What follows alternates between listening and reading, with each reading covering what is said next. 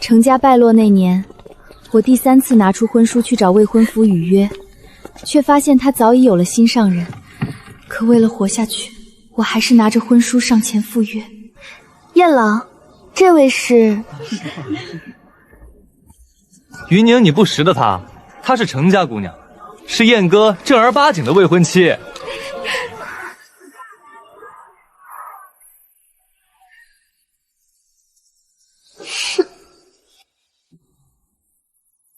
这事我本该去寻周伯母说，但周伯母早逝，周伯父在外巡营，总是见不到。我听说周伯父今晚就会回来了，我们的婚事……我同你说过了，此事不是我能做主的，你莫再拿婚书来逼我了。哟，主动拿婚书来逼婚，哪家的好姑娘这么恨嫁呀？你这青梅妹妹莫不是有什么见不得人的毛病？我哪里有什么毛病？只不过娘说，按爹这一贬再贬的架势，我再不嫁人就嫁不出去了。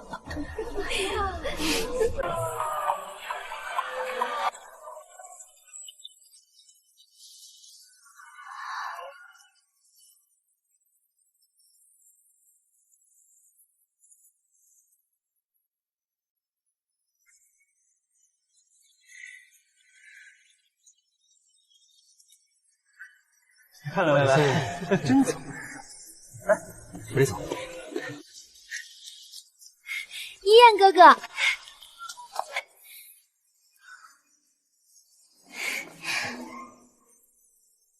你先和小厮回周府小住。无名无分，我还是住客栈为好。你燕哥哥莫忘了我们俩的婚事。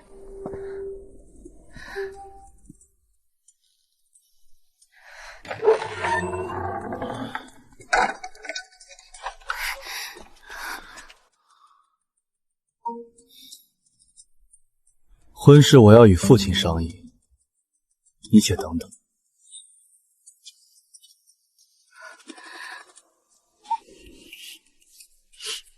等等就等等，总归是要等到一个结果的。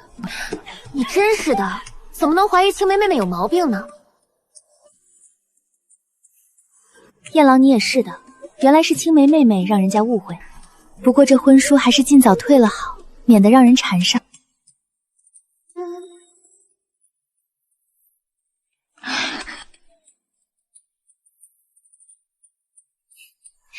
走啦走啦，晚了就看不到好风景了。其他家的姑娘哥哥可都到了。你要是一定要见我爹的话，可以在这里等。喂，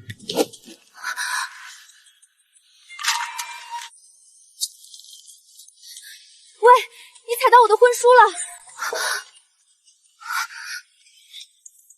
道歉！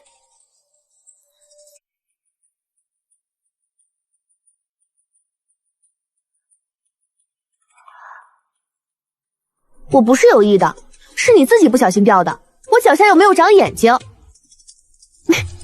为了张纸这么大呼小叫，还真是小家子气。明明就是你撞的我！够了，一张破纸罢了，计较什么？别在这儿多事。出发了。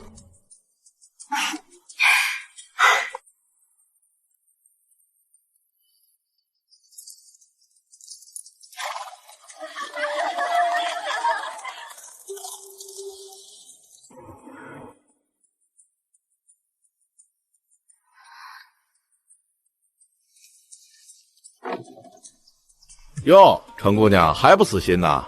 周大人还得晚些时候才能回来呢。您啊，就在这儿慢慢等吧。不了，劳烦管事将婚书和信物交给你家公子。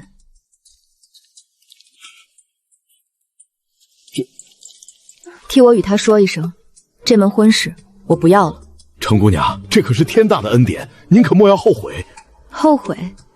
周妍妍都已有心上人了，阿莲我又不是会纠缠的人。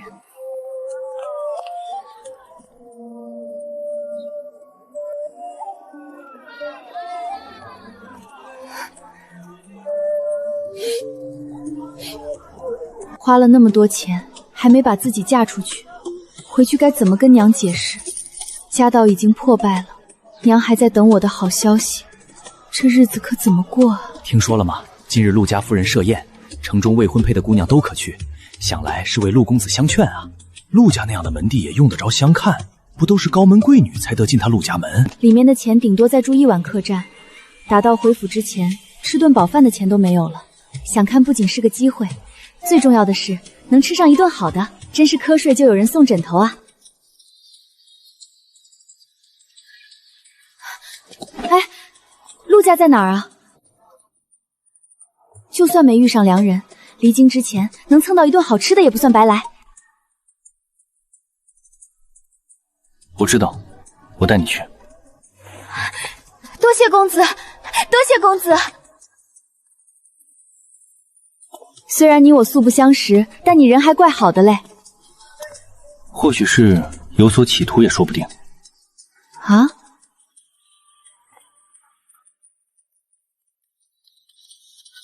程家那位姑娘呢？公子让我回来瞧瞧，她还在不在太阳底下候着？早走了。那姑娘临走前把婚书和信物都退了，说是这门婚事她不要了。退了？坏了，这下坏了！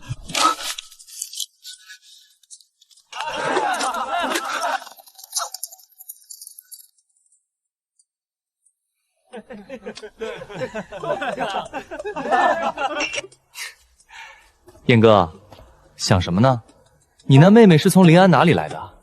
我看她那身衣裳可不是京城的款式。她穿的都不知道是几年前的老式相了，早就过时了。我府里的丫鬟都早不穿那些了。提她做什么？好，不提不提，咱们看风景。难不成还在哭？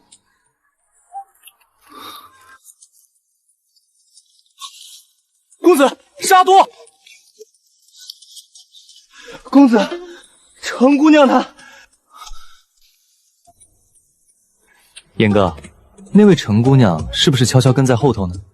你这嘴上嫌弃，心里怕是挺受用吧？他那个人从小便是一副最活泼的性子，自幼就喜欢跟在我后面。哎呀，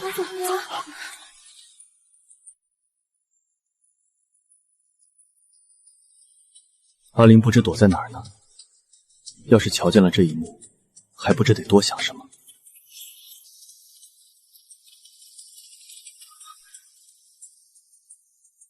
见过周公子，奴婢方才折回去替姑娘拿纸鸢。也对，阿林那个倔脾气，又不识京城的路，哪里能跟得上来？我真是魔怔了，竟会觉得他能跟上来。约莫是这天气太闷热了吧？那是，周兄，别想你那程姑娘了。论家世地位，论学识才情，那位程姑娘哪样比不上云宁？确实，不值得这般费心。燕哥，快来啊！云宁妹妹好像伤着了。说了不用提他，无论他做什么，都随他去吧。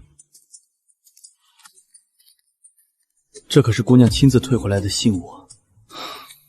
罢了，公子既然不想听，晚些知道也没什么要紧。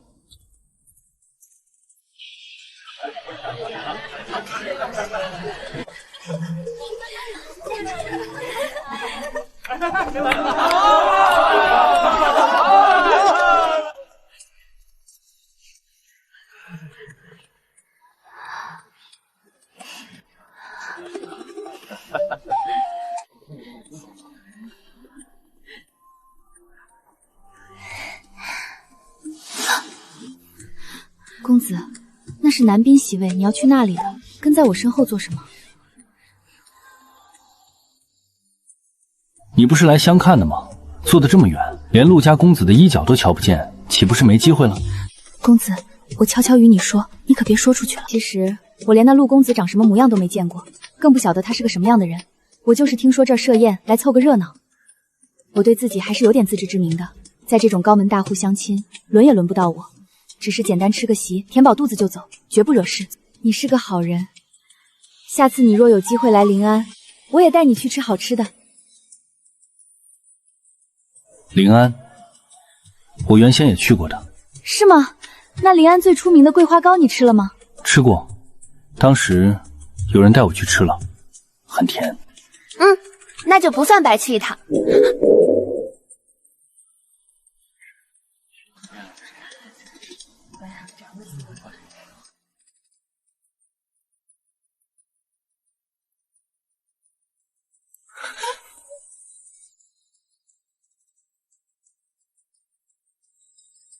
这边是西尾，菜品一般。跟我走，我带你去前面吃好的。哦，京城的人都这么热情吗？还有这种好事？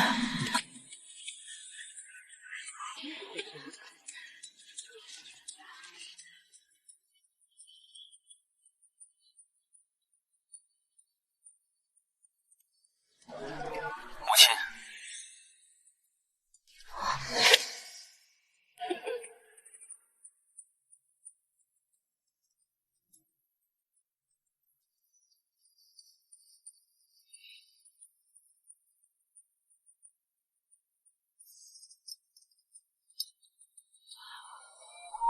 怀清，你今日不是说身子不适，不愿出席这相看宴吗？这位姑娘是？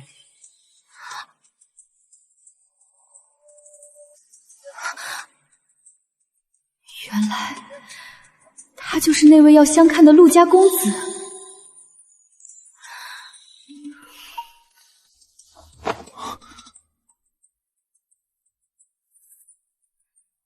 陆夫人万安。小女子乃是临安程家的长女，名唤程灵。陆公子才华横溢，一表人才，品行高洁，令人倾慕。此番上京，恰逢您设宴，便不请自来，实在唐突，还请见谅。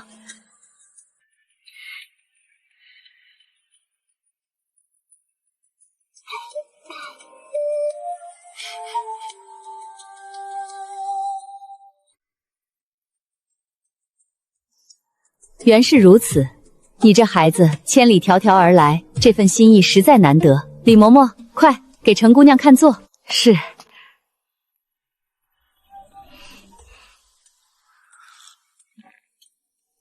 想也知道，她必然是在偷偷笑话我。程姑娘，临安离京城路途遥远，你一个姑娘家，这一路上吃了不少苦吧？多谢夫人挂念，路上虽有些颠簸，但想到能一睹京城风采，便也不觉得苦了。程姑娘，这可是我们府上大厨的拿手好计，尝尝合不合胃口？吃饱了再跑。这京城里的人就是不一样，还专门把人骗进来耍。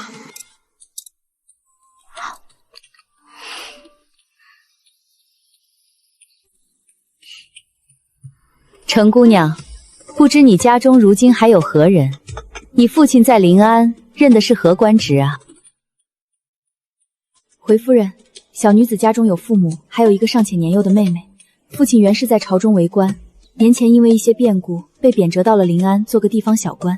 如今家中虽不如往日富贵，但父母恩爱，妹妹乖巧，日子过得倒也温馨。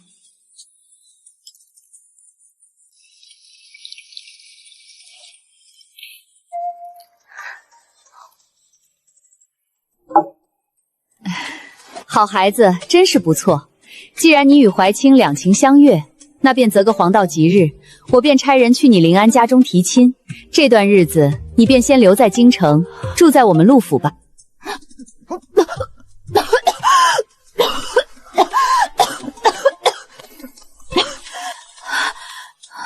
慢些吃，没人跟你抢。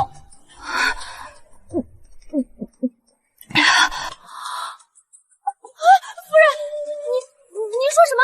提亲？你快跟你娘解释啊！我刚刚那都是瞎编的，我们根本不熟啊！夫人，这太草率了。我与陆公子其实今日才……好孩子，慢慢说。好孩子，我知道你在顾虑什么。你是个身家清白的好孩子，你父亲贬官的事儿，我也略有耳闻。你父亲程大人为官刚正不阿，在朝中一直有些名声。此番贬谪不过是受了奸人所累。你放心，只要你入了我们陆家的门，怀清他父亲在朝廷上定会为你父亲说情，想必用不了多久，你父亲便能调回临安，甚至重回京城。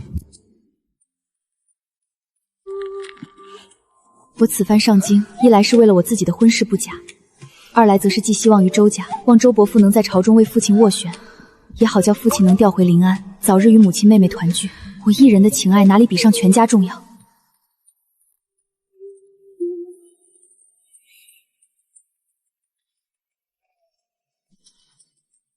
程姑娘，我陆怀清，年方20有2，新科状元及第，如今任职翰林院，在下身家清白，至今并未娶妻，房中也无通房侍妾，平日里只爱读书，并无任何恶劣行径与不良嗜好。姑娘不用害怕，我只是到了该婚配的年纪，不想让母亲整日为我的婚事烦扰。今日瞧着姑娘与我有缘，我瞧着姑娘也是极欢喜的。你这算是自我推销？天底下的新科状元都是这般草率地定下终身大事的吗？好，既然陆公子不嫌弃小女子家门落败，这门婚事我答应了。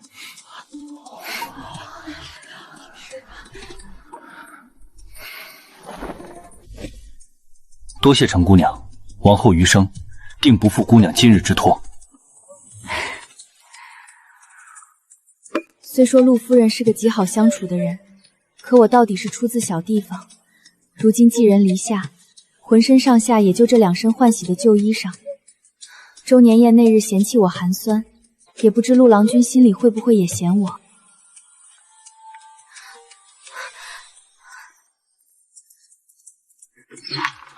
程姑娘，昨夜睡得可还好？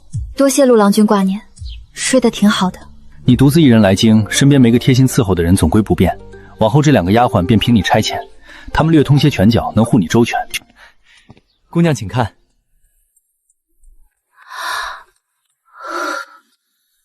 程姑娘，这可都是时下京城里最流行、最新鲜的衣裳款式了。我们公子亲自去绣庄挑了整整半日呢，您快挑一挑喜欢的穿。这太贵重了，陆郎君，我不能收。不用谢，这是我应当做的。你既已答应了婚事，便是这陆府未来的女主人，往后在京城，谁也不能在衣食上轻慢了你。那便多谢陆郎君了。刘音、红影，往后程姑娘便是你们唯一的主子。若是姑娘在府里受了委屈，或者夜里睡得不安稳，我唯你们是问。属下明白，定誓死保护程姑娘。姑娘放心，有我们姐妹在，连只蚊子也别想惊扰了姑娘安眠。晚间的时候安心睡，他们会守夜的。我还有公务，便先走一步。他怎么知道？我初来京城的这半个月里，因为人生地不熟，每晚都睡不安稳，稍微有一点风吹草动就会惊醒。他竟然连这种细微的心思都察觉到了。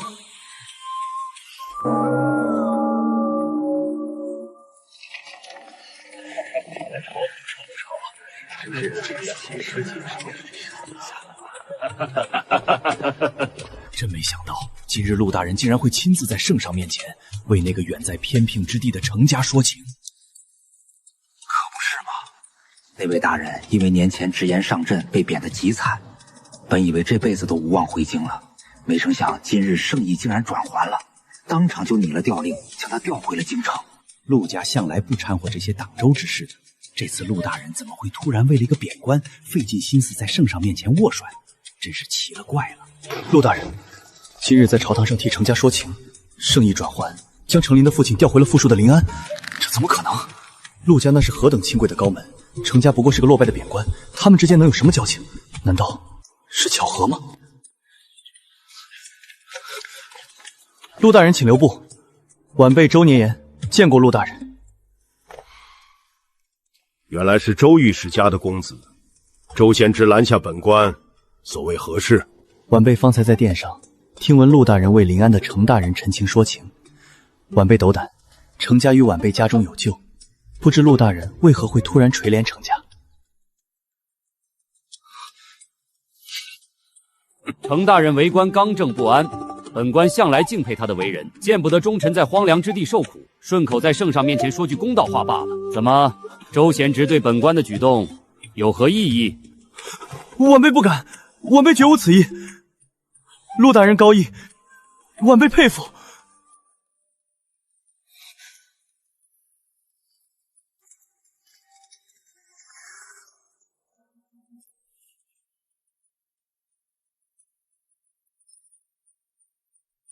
哎呀，我的好姑娘，您这是怎么了？可是信里写了什么不好的事情？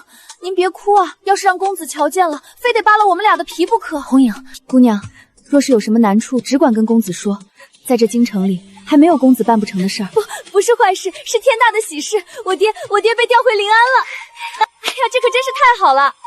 这临安可是个富庶的江南好地方，总比那苦寒的贬之地强上千百倍啊！是啊，我爹在信里说，圣上突然下了调令，还说是当朝的陆大人在朝堂上极力为我爹说情，圣意这才转还的。呀！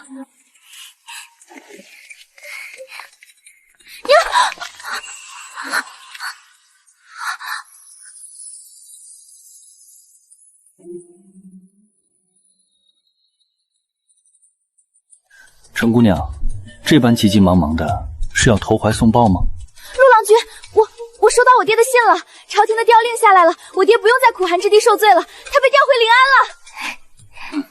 我知道了。陆郎君，我知道这都是你和你父亲的功劳，这份恩情我程琳没齿难忘。往后我一定加倍对你好，努力学做高门的规矩，绝不给你和陆家丢脸。傻瓜，你我之间无需掩饰，你只要高高兴兴的做你想做的自己便好。陆家不需要你委屈自己去迎合任何规矩。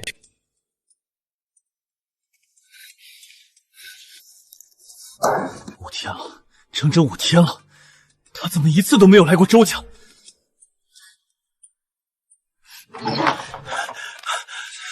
怎么样，打听到了吗？他人在哪儿？是不是还在那家客栈里？回公子，小的去那家客栈打听过了，客栈的老板说，陈姑娘早在5天前就退了房走。退房走了？这怎么可能？她一个孤身在外的女子，兜里又没有几文钱，能去哪儿？难道她回临安了？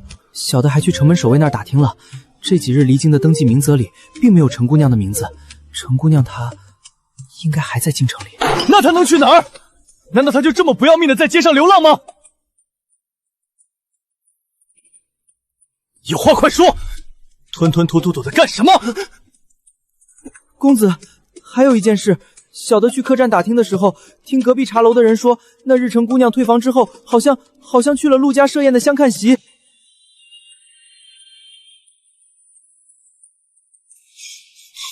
难道陆大人今日在朝堂上为程家陈情，不是巧合，而是因为程灵？这不可能，陆家何等门第，怎么可能看得上他那个破落户的野丫头？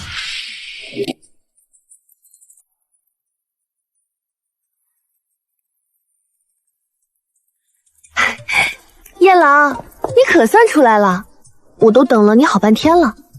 云宁，你怎么亲自过来了？过几日，我们宋家要在京郊的别庄举办诗集，城中许多有名的才子佳人都会去。去了陆家的相看宴，我特意来邀你同去，你可不许推辞啊！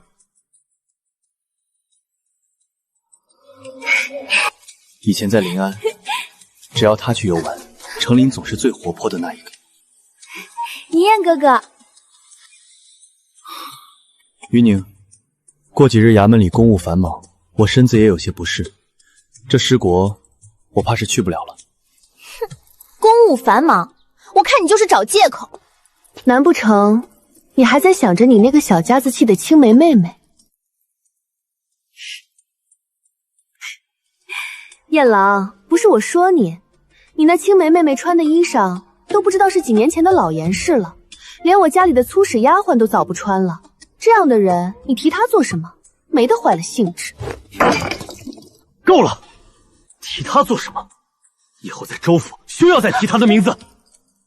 不提就不提，你凶什么凶？知画，我们走。是，小姐。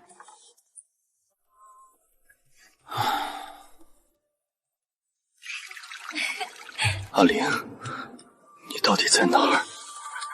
你真的就这么不要我了吗？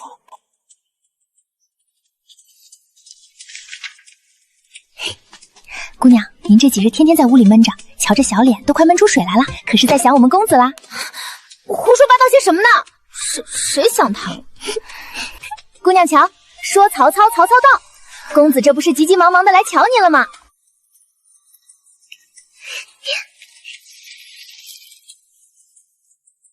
乔乔，喜不喜欢？这是最新的款式吧？听闻这赤金点翠在京城可是一簪难求呢。簪子再美，也要人戴着才好看。那个陆郎君，你今日不用去翰林院当值吗？天天往我这儿跑，不怕别人说闲话啊？圣上特许我几日婚假，让我好生在家筹备大婚。况且你是我的未婚妻，我来瞧我的娘子，谁敢说半个不字？嫁给他当真是极好的。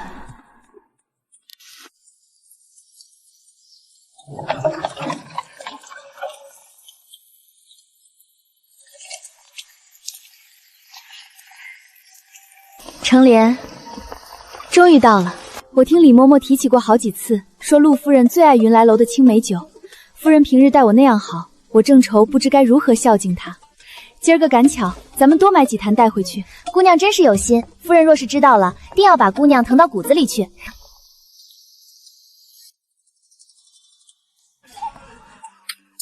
哟，几位贵客可是要打酒？掌柜的，劳烦给我打2坛上好的青梅酒。好嘞，姑娘您稍等，小的这就去后轿给您提最纯的那2坛。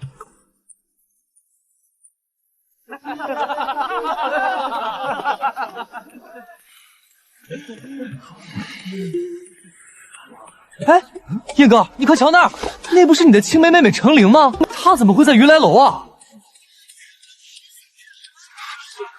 哟，还真是程姑娘。燕哥，之前满京城都传遍了，说她拿着婚书去你家，结果被你退了婚，这事儿到底是不是真的？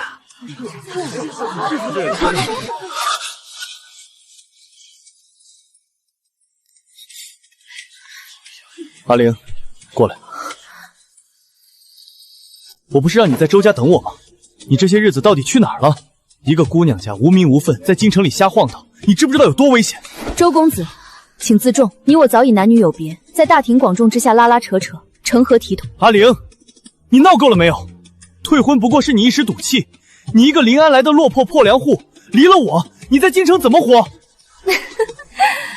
周公子真是有意思。当初我在客栈苦等3天，你避而不见，我去别庄找你，你让我等了2个时辰，转头又喝得酩酊大醉。那时候你可曾想过我一个弱女子在京城危不危险？如今我退了婚，你倒是在这装起深情来了。我那时候是有苦衷的。阿玲，我听说你家里的事了，你爹被贬官，你娘急着让你嫁人，这些你当初怎么不直接跟我说？我们的婚事是长辈早早就定下的，我爹前些天有些急事耽误回京，今晚一定会回京的。只要你现在听话跟我回去，明日我便可以让我爹商议我们的婚事。阿玲，听话，跟我走。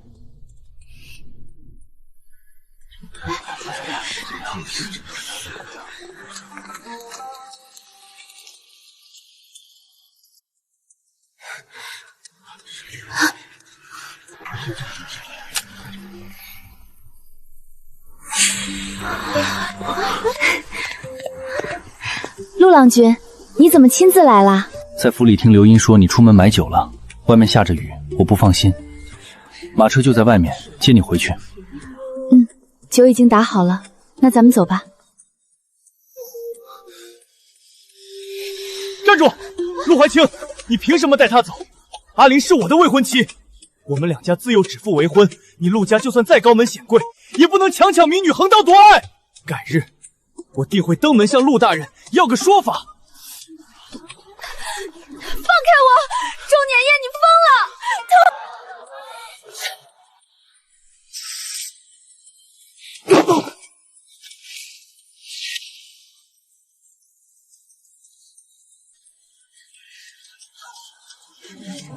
找个包间，把话说清楚，免得脏了姑娘的名声。好啊，说清楚就说清楚，我倒要看看你陆家大公子能有什么脸面抢人家的未婚妻。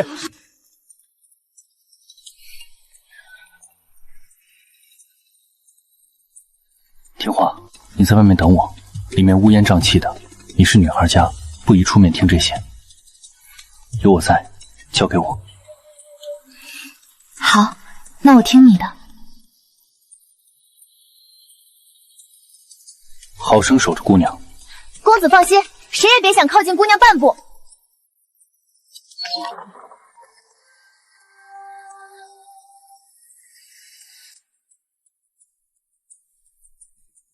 周公子，我听闻程姑娘找你周家的信物和婚书退还，两家退了婚，白字黑字清清楚楚。你今日却在这大庭广众之下口口声声说她是你的未婚妻，不知周公子的脸皮是何物所作，早干嘛去了？陆怀清，你少在这装高尚，婚事是我们两家早早定下的，长辈之命媒妁之言。哪里凭她一个无知妇人说退就退？只要我不肯退，她生是我周家的人，死是我周家的鬼。如此说来，你便连她姑娘家的脸面和名界都不顾了。她一个姑娘家，千里赴京，你却让她三番四次拿婚书去寻你，甚至任由你那些狐朋狗友当众羞辱她，一次两次，你是非要逼得她名声扫地，投江自尽，你周天言才满意吗？你既然已经看中了那宋家姑娘，又何必回过头来像条疯狗一样咬着她不放？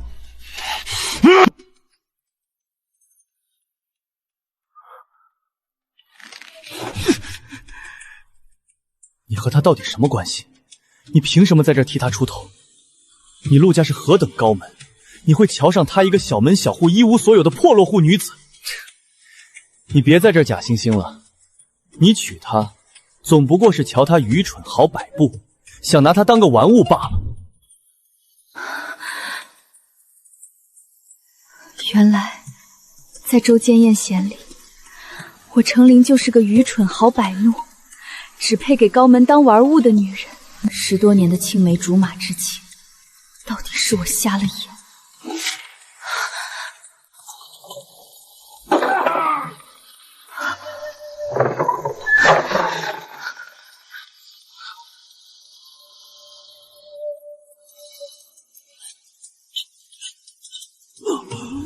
你自己瞧不上她，别当所有人都和你一样眼瞎。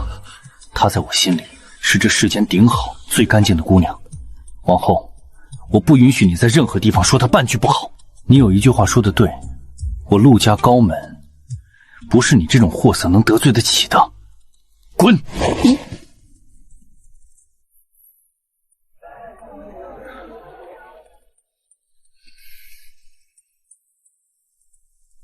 都听见了？都听见了。走，我们回家。好，回家。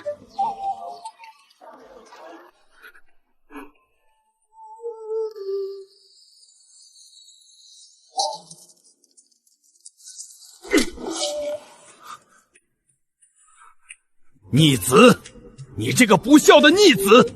老夫不过离京数月，你竟然做出这等背信弃义的荒唐事！父亲，您听孩儿解释，那程家已经彻底落败，程伯父被贬到那等荒凉之地，这辈子都翻不了身。若娶了程琳，对孩儿的仕途根本毫无助力。再说，我也没说不娶她了。混账东西！仕途？你口口声声为了仕途，却连做人最基本的信义都丢干净了！你好大的胆子！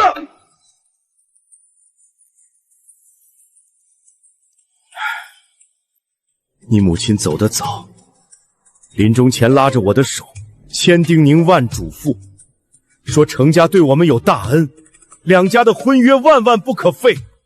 我本以为将你留在京城，你能考取功名，光宗耀祖，没想到你竟然被猪油蒙了心，被宋家那点虚名迷了眼。程琳算什么？一个连饭都吃不起的破落户。他甚至拿着婚书去陆家相看，不知羞耻的勾搭上了陆怀清，是他先对不起我的。你只知陆家在朝堂上替程家说话，那你知不知道，圣上已经连夜拟了调令，将程大人调回京城，官复原职，甚至还要加官进爵。什么？官复原职，还要加官进爵？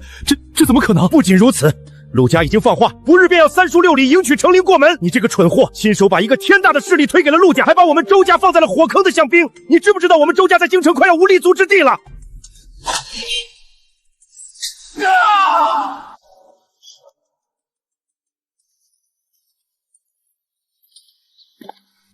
姑娘，您从大清早起就这般晃悠，奴婢的眼睛都快被您晃花了。您就放心吧，公子昨日说了，今日程大人他们的车轿定能准时抵京。就是啊，姑娘，由我们公子亲自去接，哪怕是天王老子拦路，也得乖乖给程大人的车马让道。我就是太久没见着爹娘和妹妹了，在京城这半个月，我日日夜夜都在盼着这一天。也不知爹娘在路上受了罪没有，妹妹有没有长高些？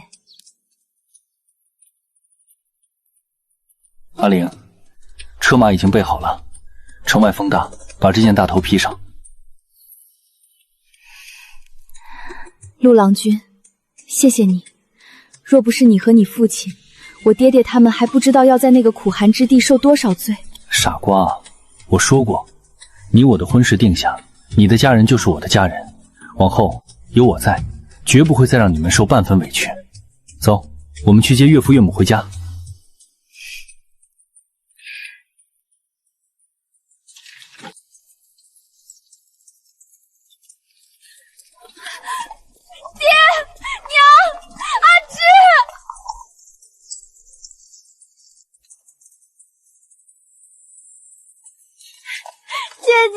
阿芝好想你，阿芝以为再也见不到你了。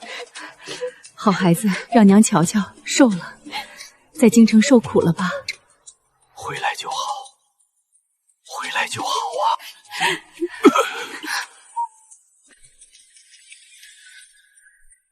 程兄，一别数月，程兄风采依旧。贤弟今日特意带着这逆子前来，向程兄和贤侄女赔罪。周大人，老夫一介贬官，担不起周大人这般大礼。至于赔罪，我程家门庙小，要不起周公子的虚情假意。逆子，还不过来给程宝父和程姑娘跪下认错！二位，今日是程姑娘与父母重逢之日，不见闲杂人等。周公子若皮肉还疼，便早些回去治伤，莫要在这里碍眼。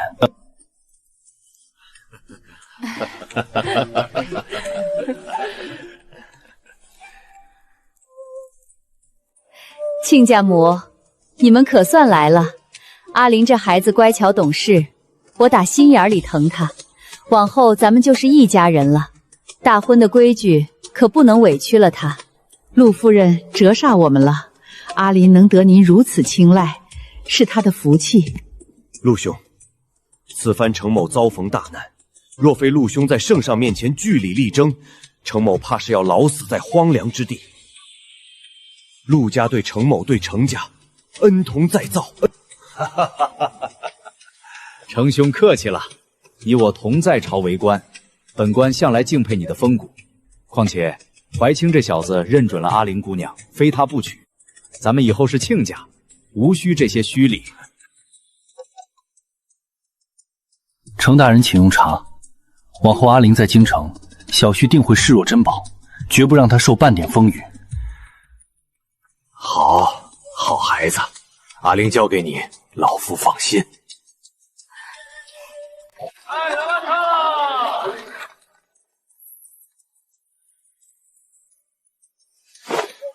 周云燕，你居然还在这盯着那个贱人瞧！你知不知道满京城现在都在看我的笑话，说你为了个破落货不要我了？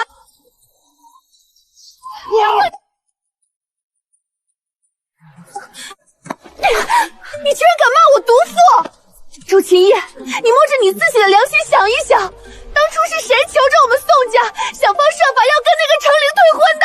如今瞧见人家程家翻了身，瞧见程玲要嫁进高门了，你倒快请我来了！你就是个趋炎附势的小人！你懂什么？要不是你一再挑拨，我何至于冷落阿林？如今陆家因为他事事针对我们周家，我父亲在朝堂上被孤立，这都是因为你。哟，这就是那个周御史家的公子吧？当初为了宋家姑娘退了指腹为婚的未婚妻，如今瞧见人家未婚妻要嫁进陆府了，又后悔了，真是不要脸。可不是嘛，竹篮打水一场空，活该。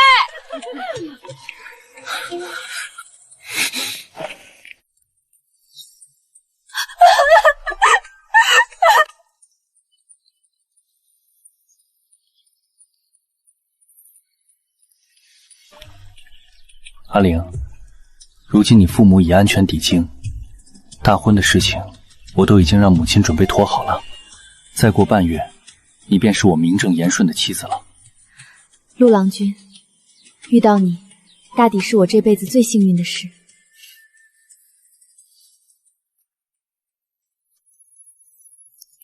陆怀清、程灵，你们想顺顺利利成婚，做梦！我周逆言得不到的东西，哪怕毁了，也绝对不会便宜了你们。咱们走着瞧。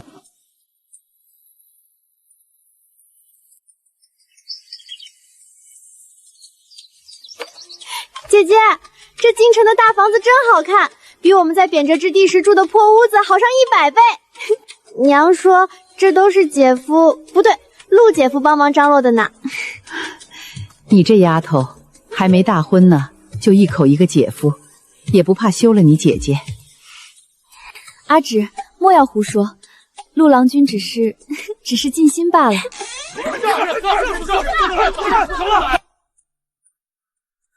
公子请回，我家姑娘今日不见客。放开我！我是你们姑娘指腹为婚的未婚夫。你们程家如今高升了，便要当陈知县，将我拒之门外吗？阿玲，阿玲，你出来见我！阿玲，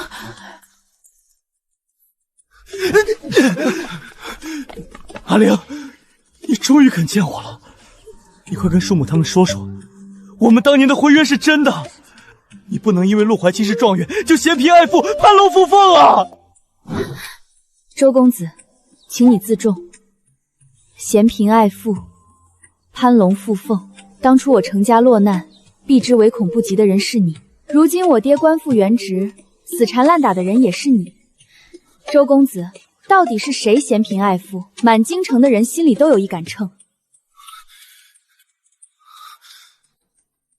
阿玲，我知道当初是我不对，可我也是被逼无奈啊。我是真心喜欢你的，只要你点头，我立刻回去让父亲退了宋家的婚事，八抬大轿娶你做周家的少夫人。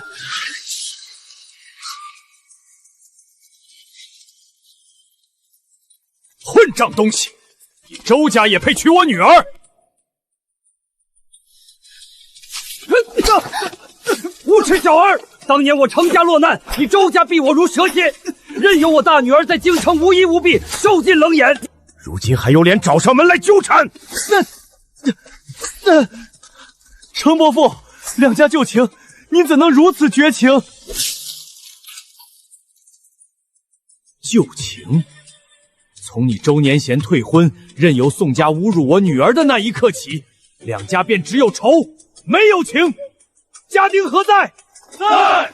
把这个不知廉耻的逆贼给我打出去！往后周家人与狗不得踏入城府半步！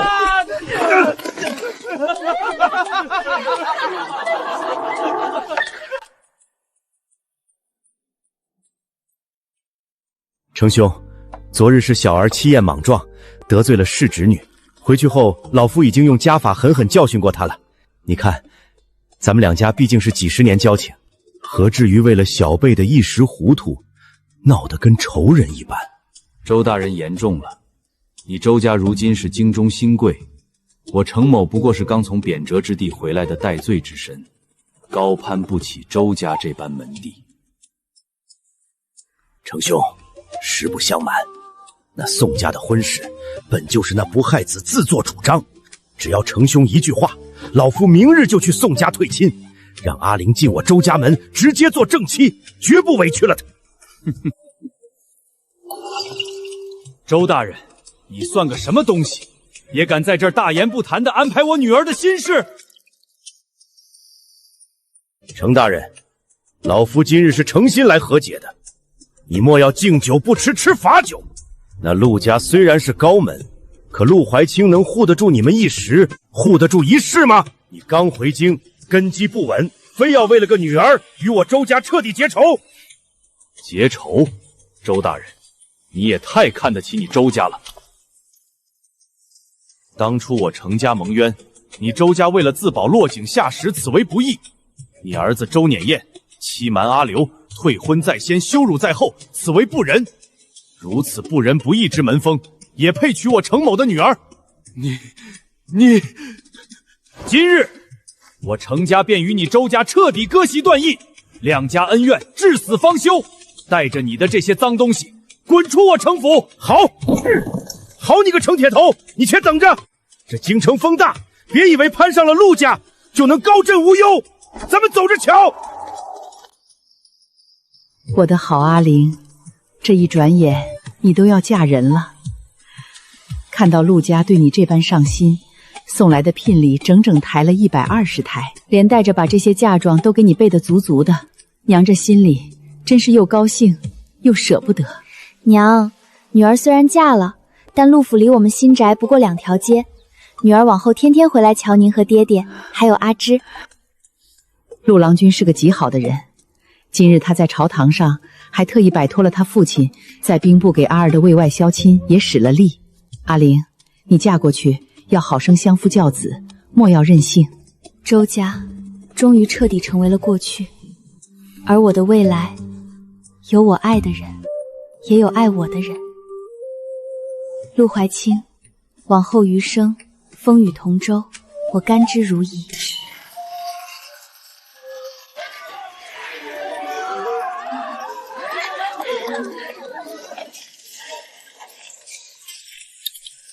这陆首府家娶媳妇就是不一样，瞧瞧这聘礼和嫁妆十里红妆，京城多少年没见过这般盛景了。新郎官可是新科状元陆大人，新娘子也是名门闺秀，程大人刚官复原职，两家真是天作之合啊！天作之合，程玲，你原本是我的妻子，是陆怀清仗势欺人抢了你，我绝对不会让你们顺顺利利拜堂成亲，绝对不会！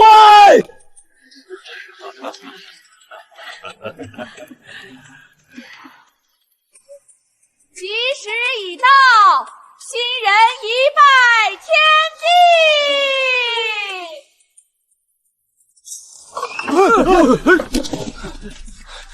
慢着，陆怀清，你这个道貌岸然的伪君子，你仗着陆家权势，强抢民女，横刀夺爱。程琳本是我指腹为婚、白纸妻子的未婚妻，你凭什么抢我妻子？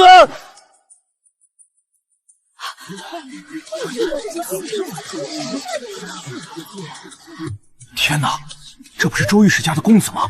他怎么敢在陆府的婚礼上闹事？强抢人妻，难道这程姑娘和周公子真的……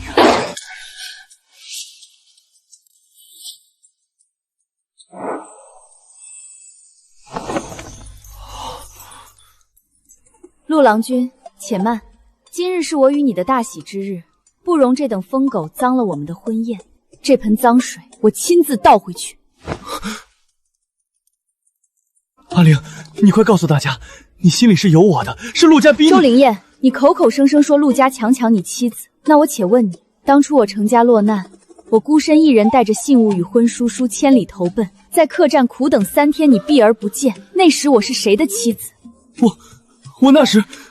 第2次，我亲自去你周家别庄寻你，你让我一个弱女子在风雨中等了整整2个时辰，最后换来的是你宿醉未醒，避之唯恐不及。那时，你可曾想过我是你的未婚妻？第3次，我上门退婚，你周念言不仅没有半分愧疚，反而任由宋家女在大街上对我百般刁难羞辱。那时候，在你的眼里，我不过是一个可以随意踩踏、一无所有的破落户。呸！原来是个嫌贫爱富的小人，人家落难的时候躲着不见，如今人家官复原职，高嫁陆家了，倒有脸来要人。周御史家怎么养出这么个不知廉耻的无耻之徒？不是这样的，是他们逼我的。阿玲，婚书还在，我们还没退婚。睁大你的狗眼看清楚！这是你父亲亲手签字画押的退婚书，两家恩断义绝，早已无半点干系。周年燕，今日你擅闯陆府，侮辱朝廷命官之妻，按律当严惩。来人，打断双腿，送去顺天府。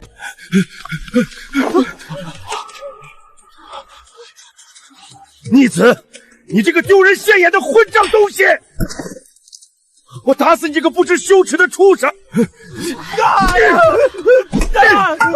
陆大人、程大人是下官管教不严，养了这么个失心疯的逆子。周大人，带着你的人滚吧，莫要再脏了本官的婚宴。快，把这个丢人现眼的逆子快走！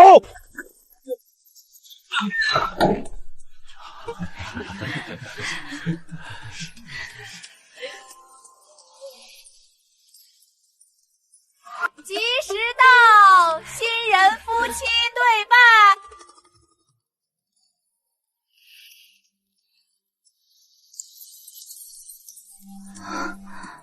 阿玲，你今日真美。陆郎君，你别一直盯着瞧，怪臊人的。夫人，今日已然礼成，你该改口叫我什么？夫君。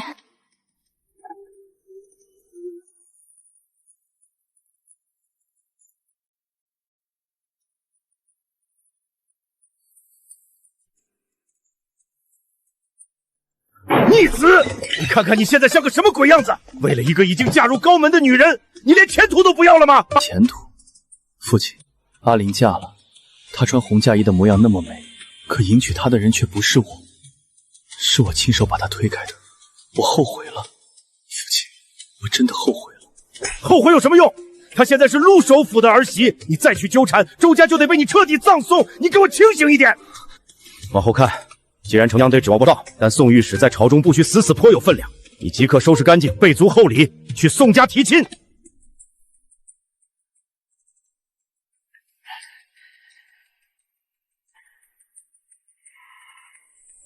宋兄、嫂夫人，小儿与云宁姑娘情投意合，先前虽有些误会，但小儿今日是真心求娶。这些聘礼只是周家的一点心意。哟，周大人。可别叫得这么亲热，我们宋家庙小，可容不下您家这位在别人婚礼上大吵大闹、丢尽颜面的好儿子。周大人，如今朝中谁不知道你周家因为这逆子彻底得罪了陆首府和程家？我宋家若在此时与你家结亲，岂不是自寻死路？也不撒尿照照自己什么德行？一个嫌贫爱富、始乱终弃的伪君子，如今名声臭大街了，还想娶我们云宁，真是癞蛤蟆想吃天鹅肉！拿着你们的东西滚！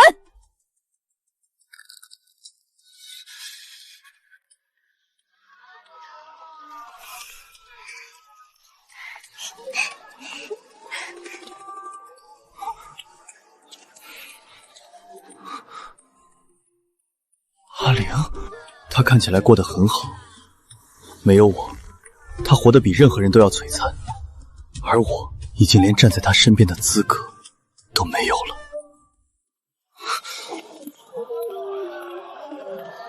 阿玲，你别怕，我不是来闹事的，我只是想问问你，你嫁入陆家，过得好不好？周公子，本夫人如今夫婿体贴，公婆和睦，程家一时安稳，我过得自然极好。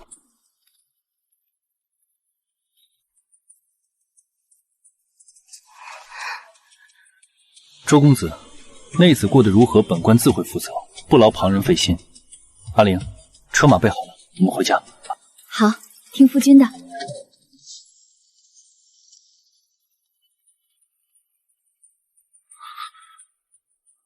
周御史教子无方纵子滋事，御前失仪，着贬为宿州知县，3日内举家离京，钦此。臣领旨谢恩，吾皇万岁万岁万万岁！哼！逆子，你这个丧门星！苏州那是什么鬼地方？那是不毛之地，是流放罪臣的地方。我周家3代的心血，我汲汲营营一辈子，全被你这个逆子给毁了！毁了，毁了好啊！反正我早就什么都没有了。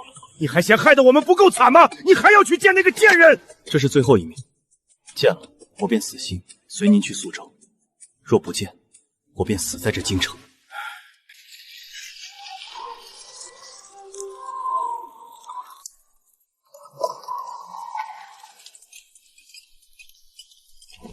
周公子，你让陆府的下人传话，说若见不到我，便撞死在我陆府门前。怎么，周公子的圣言书都读到无赖刑警上去了。阿玲，对不起。找回我，周年燕，在你眼里，我程灵是什么？是你随手丢弃，又可以随时勾勾手指就摇尾浅恋转回去的玩物吗？你今日来道歉，不是因为你真的觉得自己错了，而是因为你输了，你周家被贬，你前途尽毁，你发现你攀附不上更好的了，所以你回过头来觉得当年的我是最好的。周品燕，你这种廉价的深情和迟来的忏悔，只让我觉得恶心。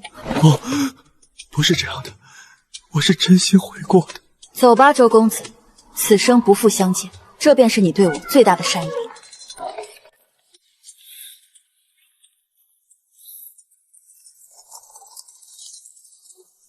哟，这街上怎么有一股子穷酸发霉的味儿？我当是谁呢？原来是那丧家之犬周家的少爷啊！宋姑娘，两家婚事既已作废，还请姑娘口下留情。留情？你配吗？你周家算个什么东西，也敢来巴结我们宋家？看看你现在这副穷酸样，连大街上的乞丐都不如。当初要不是你厚着脸皮来纠缠本姑娘，本姑娘至于成为全京城的笑柄吗？识相的赶紧滚，少在街上碍了我们家小姐的眼。宋云宁，你莫要欺人太甚。欺你又如何？如今你爹被贬去宿州那等苦寒之地，你周家这辈子都别想再翻身。一个注定要死在荒原上的罪臣之子，本姑娘踩你都嫌脏了鞋面。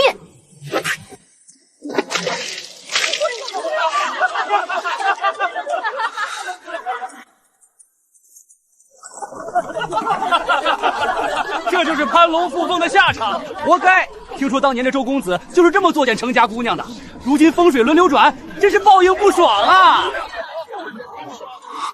报应，真的是报应啊！阿玲，对不起，我该死，我真的该死啊！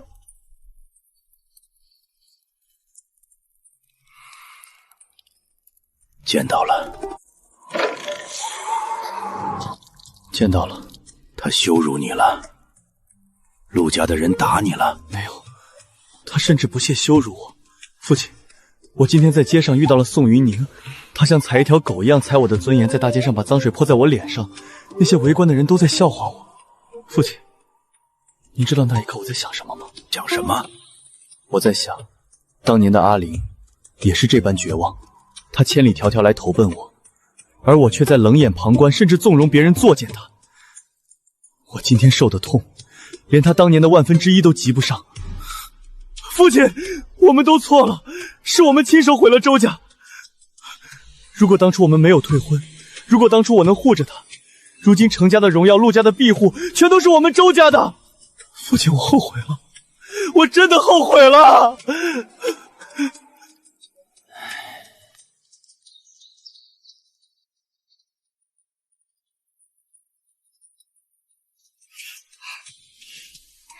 夫君今日不用去当持吗？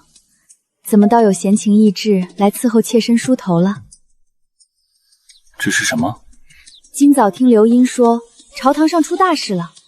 那平日里横行霸道的宋御史似乎出了变故。宋御史贪赃枉法，被大理寺和御史台联合查办。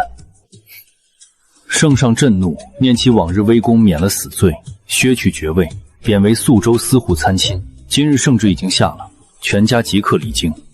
宿州，那地方可不正是周念安他们被贬去的地方吗？这还真是不是冤家不聚头。宋家昔日屡次欺辱你，本官本就没打算放过他们。如今朝廷开恩只判了贬官，算是便宜了他们。不过去往宿州，山高水长，足够他们受的了。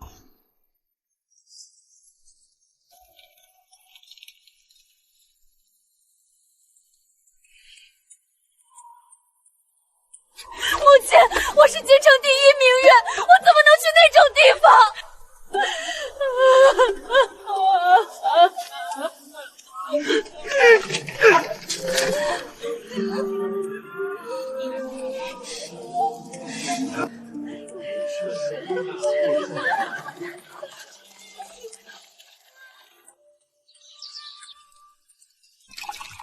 夫人，尝尝本官亲手温的酒。入口温润，还带着梅花的清香。夫君的手艺是越发好了。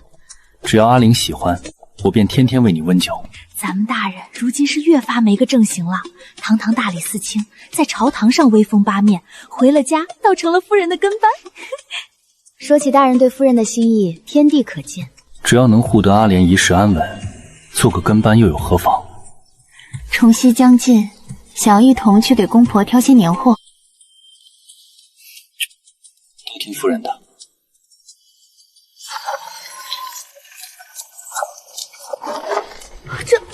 这就是宿州，这分明就是个叫花子待的地方。既来之，则安之。我如今只是这里的司户参军，在正印知县手下办事，往后咱们得夹着尾巴做人了。天杀的，这可怎么活？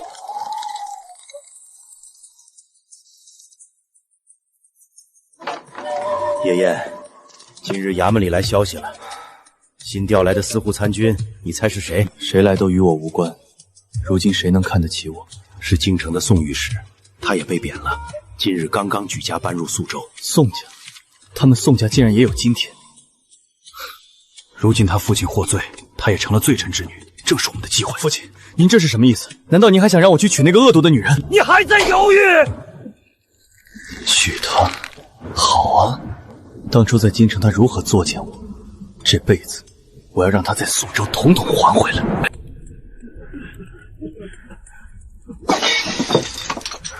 我不嫁，凭什么让我嫁给那个没用的废物？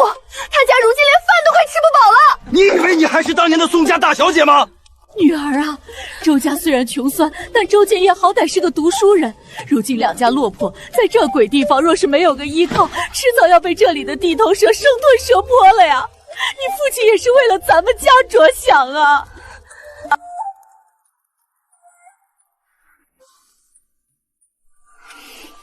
宋兄，如今咱们在宿州这地方可以说是同舟共进了。两个孩子的婚事，你看，周兄说的是，云宁这孩子性子虽然骄纵了些，但大体还是好。大体是好的。宋师兄，您怕是忘了当初在京城街头，宋姑娘是如何指着在下的鼻子，骂在下是癞蛤蟆想吃天鹅肉的吗？贤侄，当初都是小女不懂事，在京城有些口角。不懂事？她泼在我脸上的脏水，我可是到现在都记得清清楚楚。宋云宁，你以为你还是京城那个高不可攀的宋二小姐吗？如今你不过是个没人要的、年纪大又刻薄的落魄女。我想娶你，是给你们宋家脸面。周宁烨，你这个小人得志的无耻之徒，你敢这样侮辱我？侮辱你又如何？宋云宁，你若是不嫁我，在这宿州，我保证你们宋家寸步难行。我爹现在可是直线眼前的红人，而你爹不过是个小小的司户参军。婚书留下，3天后，我会用一顶最破的轿子来抬你。宋云宁，你的好日子在后头呢。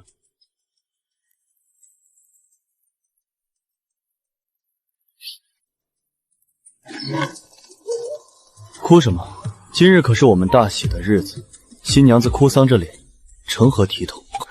周妍妍，你这个疯子！你折磨我，难道你心里就痛快了吗？痛快？怎么不痛快？看到你从高台坠落，看到你像条狗一样求着嫁给我，我痛快极了。宋云宁，你知不知道，当初在京城，阿林也是这般被你百般欺凌。那时候我就在想，什么时候我也能让你尝尝这种滋味。如今我的愿望终于实现了。程灵，你心里全是程灵，可他如今是高高在上的首府儿媳，他连看都是个阴沟里的臭虫。闭嘴！你不配提他的名字。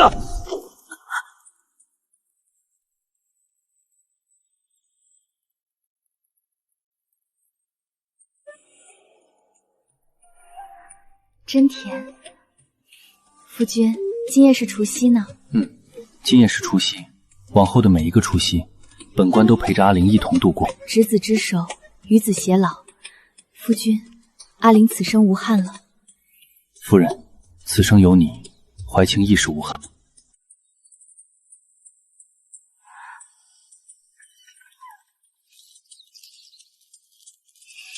一大早便让大理寺的衙役去排了半个时辰的队，尝尝看，是不是你念叨了许久的那家桂花糕？就是这个味道，软糯却不粘牙，甜而不腻。夫君，你真好。阿玲，你以前在临安时，是不是也极喜欢吃这家百年老店的桂花糕？你怎么知道？这家店在临安并不算最大，只是在一条偏僻的小巷里，寻常外地人根本寻不着。我不仅知道，我还知道，5年前有个傻姑娘曾带着一个落魄的茶楼小工去买过这家的桂花糕，还叮嘱他路上吃。你怎么会知道？那个小工，那个被管事打得浑身是伤的小工，是你？是我。阿玲，你终于想起来了，竟然真的是你！你当年怎么会落到那般田地？当年我随先生游学，不慎走失，盘缠被偷。我生来清高，不愿行乞，便去茶楼做工。谁知粗活做不好，天天挨打。你这个笨蛋，为什么不来找我？我找了，我央求母亲去定亲，却得知你早已有婚约。阿玲，你不知道当时我多嫉妒周年豪，我甚至想过，如果他敢对你不好，我便拼了这身官服不要，也要将你抢过来。陆大人，你这是知法犯法。为了你，知法犯法又如何？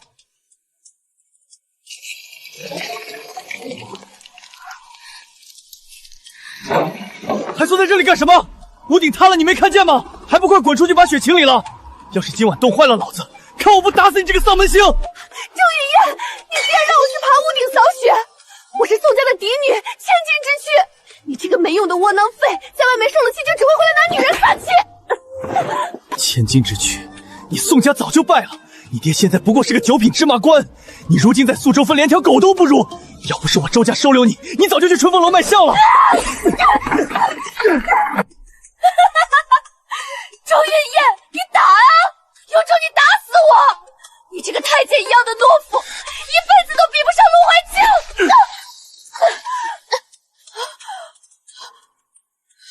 你懂什么？只要我能回京，陆怀清、程琳，我一个都不会放过。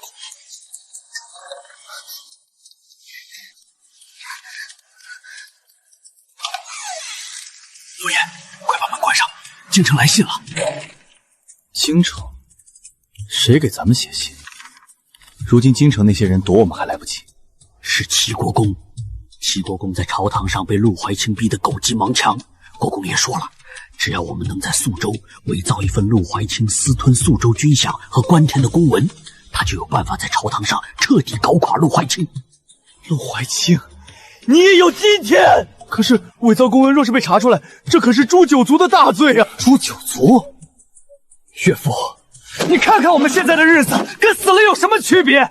这是我们重回京城重新做官的唯一机会。只要弄死陆怀清，齐国公就能保我们回京复职。你做不做？爹，答应他，我要看着程琳从云端跌下来，我要看他沦落到比我还要凄惨100倍的境地。启奏陛下，臣要弹劾大理寺卿陆怀清在宿州大肆侵占官田，克扣守边将士的军饷。此乃宿州司户成群亲自呈递的揭发公文，上面印信俱在，请陛下明察。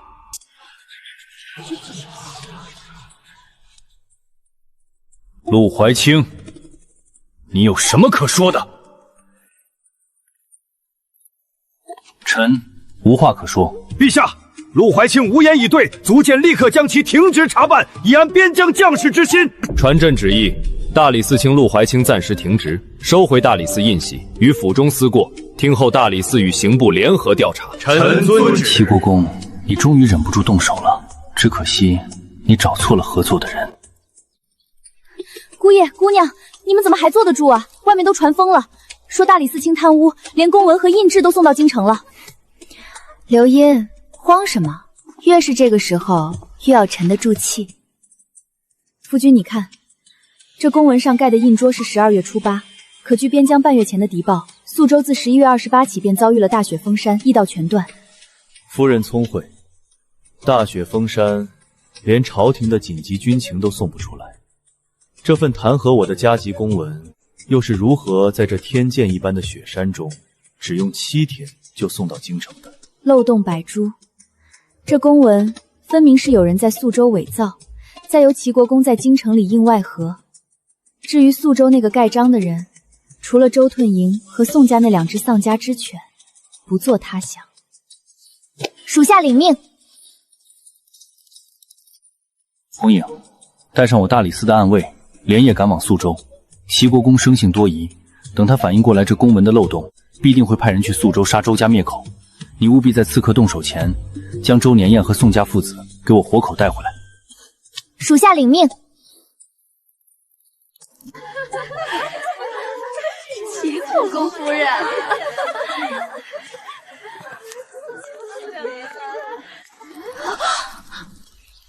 哟，这陆夫人怎么也有空来这儿？我还以为陆大人被停职了，陆夫人得在府里忙着收拾香笼，准备去哪儿苦寒之地上任呢？可不是嘛，先前那般神气，如今怕是也要落得跟那周家一样的下场。陆夫人，本夫人也是看在往日的情分上劝你一句，陆大人这次犯的事可不小，克扣军饷那是杀头的大罪。你若是识相，现在修书一封与陆家和离，或许还能保全性命。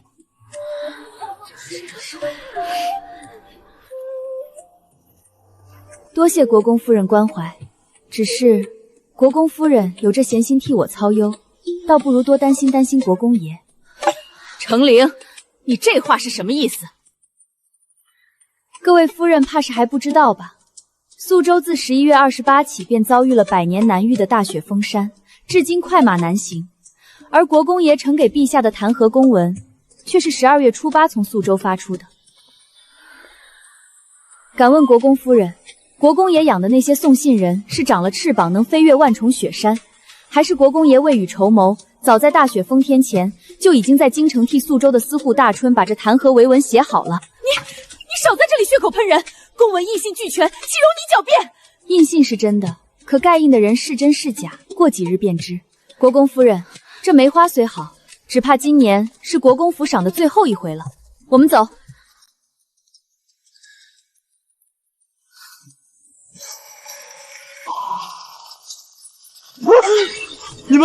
你们是谁？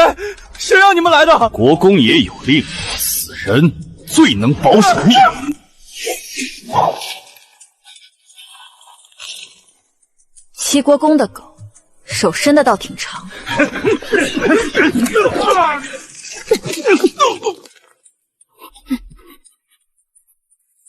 周大公子，好久不见。红影，你是陆怀清的人，他要杀我！杀你？我们大人嫌脏了手，要不是我们，你现在已经是一具尸体了。周艳艳，想活命就把齐国公如何指使你、如何联合宋家伪公文的事情一五一十写下来，签字画押。我写，我画押，别杀我！都是齐国公指使的，是他说能带我回京的。陛下，证据确凿，陆怀清贪墨案已过去数日，大理寺却迟迟不肯结案，莫非是要包庇罪臣？请陛下立刻将陆怀清打入天牢。大理寺卿陆怀清觐见。臣陆怀清参见陛下。臣非但没有贪墨，反而为陛下带回了通敌构陷伪造公文的叛臣贼部。陆怀清，你竟敢私自将宿州的罪臣押解回京，你这是抗旨！周宁燕，当着陛下的面，把你知道的一字不立的说出来，若有半句虚言，立刻凌迟。陛下饶命啊！罪臣该死！是齐国公给罪臣写信，许诺只要罪臣和宋大人利用职务之便，伪造陆大人克扣军饷、侵占官田的公文，他就保罪臣回京。陛下，这是诬陷！这疯子在血口喷人！混账！好一个齐国公，为了党争，竟然连边疆将士的安稳都不顾，伪造通敌公文！来人，将齐国公拨去朝府，抄家问斩！至于周衍燕与宋家父子构陷朝廷重臣，罪不容诛，念其供认有功，免去死罪，革去功名，判流放宁古塔，世代不得入京。陆公子，当年你拿了我2两银子和一把伞，这笔账你打算怎么还？这辈子、下辈子、生生世世，我陆怀清都偿给夫人，可好？